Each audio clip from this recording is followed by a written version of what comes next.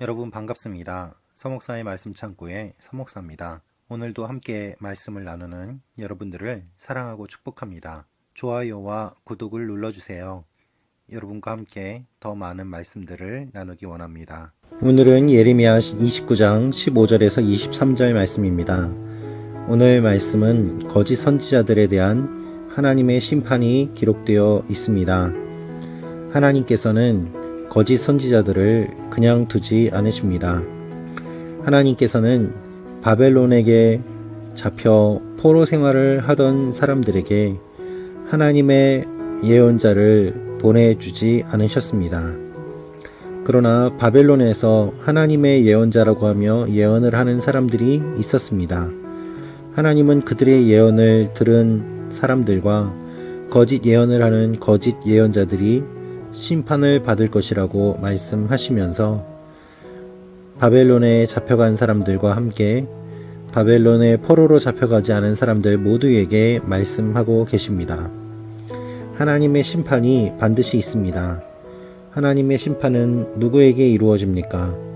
하나님의 심판은 거짓 예언자들과 또한 그들의 말을 들은 사람들입니다.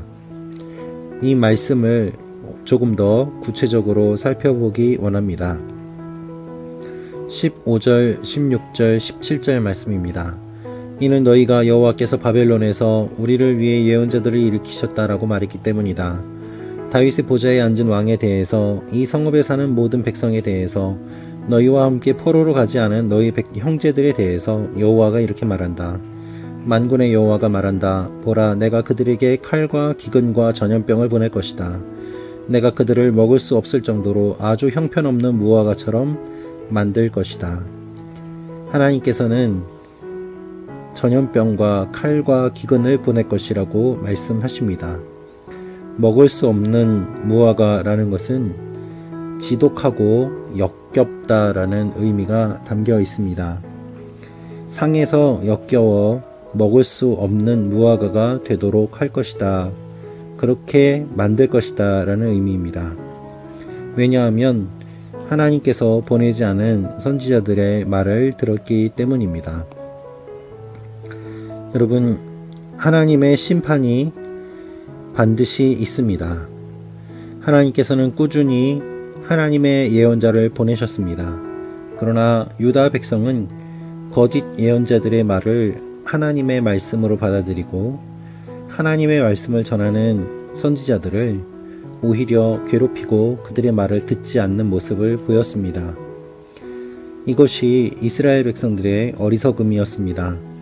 하나님의 말씀을 분별하지 못하는 것은 예언자들의 책임뿐만 아니라 듣는 사람들에게도 책임이 있다는 것을 우리가 알 수 있습니다. 거짓 예언자들을 향한 심판도 하나님은 분명하게 말씀하십니다. 하나님께서는 바벨론에서 포로 생활하는 자들을 예루살렘에서 그곳으로 보낸 주체가 하나님임을 말씀하십니다. 바벨론에서 포로 생활을 하는 것이 너희에게는 힘든 일이지만 그곳은 너희의 죄의 값을 치르는 것이고 또한 내가 너희를 살리기 위해서 그들을 그곳으로 보냈다라는 하나님의 마음을 분명하게 알려주시는 것입니다. 하나님께서는 거짓 예언자들 중에서 특히 골라야의 아들 아합과 마아세야의 아들 시드기야를 구체적으로 언급하십니다. 이 두 사람은 하나님의 이름을 팔아서 거짓을 예언하던 사람들이었습니다. 그들은 바벨론에서 2년 만에 고국으로 돌아올 것이라는 허황된 말로 사람들에게 그릇된 희망을 불어넣었습니다. 여러분, 하나님께서는 자신의 거룩한 이름을 팔아서 거짓을 예언한 자들을 그냥 두지 않으십니다. 때로 하나님은 아무런 일도 하지 않으시는 것처럼 보입니다. 그러나 하나님의 심판은 반드시 임합니다.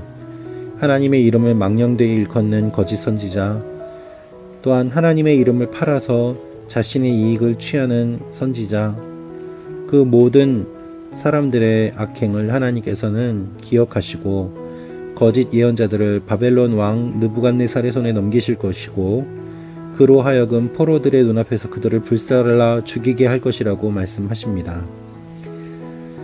거짓 예언자들을 느부갓네살의 손에 넘기고 느부갓네살이 그들을 불태워 죽일 것이라는 무서운 경고를 하고 계시는 것입니다. 누군가를 불살라서 죽이는 행동은 성읍을 파괴할 때 사용되는 방법이었습니다. 아합과 시드기야가 불살라 죽게 된다는 것은 예루살렘이 불타는 심판을 받을 것이라는 예언을 의미하기도 하고, 또한 그들이 잘못한 모든 것을 불사름으로 말미암아 그들의 죄값을 완전히 지불해야 한다는 것을 의미합니다. 여러분, 하나님의 이름을 망령되이 일컫는 것이 얼마나 무서운 죄인지 우리는 기억해야 합니다. 우리는 이와 같은 이야기를 많이 듣습니다. 하나님이 나에게 말씀하셨다. 하나님이 나에게 말씀하셨다. 이것이 하나님의 말씀이다 라면서 예언을 한다던가, 사람들의 마음을 미혹한다던가, 또한 사람들의 마음을 움직이는 그러한 사람들이 있습니다. 정말 하나님이 그렇게 말씀하시지 않았음에도 불구하고 그들이 그렇게 하면서 사람들을 조종하는 일들을 해왔던 것이죠. 그러한 사람들이 분명히 우리 가운데, 우리 주위에 있습니다. 그들은 분명히 심판받을 것입니다. 하나님을 두려워한다면 하나님의 이름을 망령되이 일컫지도 않을 것이고, 하나님을 두려워한다면 하나님 앞에서 그와 같은 거짓 예언도 하지 않았을 것입니다. 그들은 하나님 앞에 심판받을 만한 존재고, 또한 하나님께서는 그들을 다 기억하십니다. 특별히 거짓 선지자들의 모습을 하나님은 어떻게 말씀하십니까? 시드기야와 아합, 그들이 무엇을 했는가 하면 23절에 이렇게 기록되어 있습니다. 이는 그들이 이스라엘에서 극악한 짓을 했고 그 이웃의 아내들과 간음했고 내가 그들에게 명령하지도 않은 거짓말들을 내 이름으로 말했기 때문이다. 내가 이것을 알고 있고 내가 증인이다. 여호와의 말이다. 여러분, 거짓 선지자들은 단순히 하나님의 이름을 빙자해서 거짓말을 한 것뿐만 아니라 그들은 성적인 범죄를 지었습니다.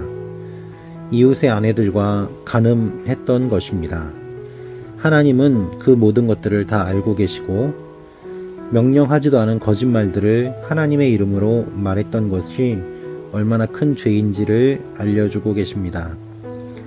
단순히 말을 전하는 것이 아니라 행동으로도 하나님이 계시지 않는 것을 보였던 것입니다. 여러분, 거짓 선지자들은 단순히 거짓 메시지를 전하는 것만이 아니라 그들의 삶을 바라보면 음행을 하거나 악한 일들을 하는 것을 보게 됩니다. 그래서 여러분, 교회 내에서 특별히 성적인 범죄를 저지르는 목회자들은 분명히 치리를 해야만 합니다. 그렇지 않으면 하나님의 이름이 모독을 당하기 때문입니다. 하나님의 이름을 빙자하며 거짓 예언을 하는 사람들의 특징이 성적인 범죄를 하는 것이고, 또한 하나님께서는 그것들을 다 기억하고 계십니다. 우리가 바라보아야 될 것은 하나님 앞에서 메시지를 전하는 사람이 하나님께서 다 보고 계신다는 것이고, 또한 하나님께서 거짓 선지자들을 그냥 두지 않으신다는 사실입니다.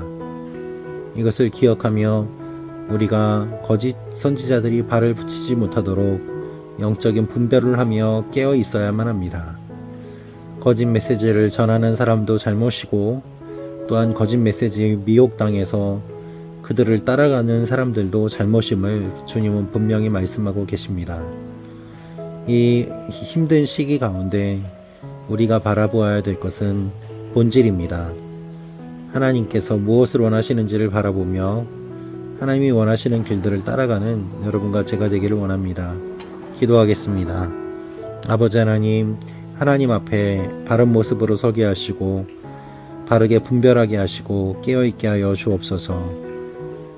거짓 선지자들이 심판받음을 기억하며 바른 사람들이 되도록 노력하게 하시고 하나님 앞에 깨어 기도하는 하나님의 백성들이 되게 하여 주옵소서. 예수님의 이름으로 기도합니다. 아멘.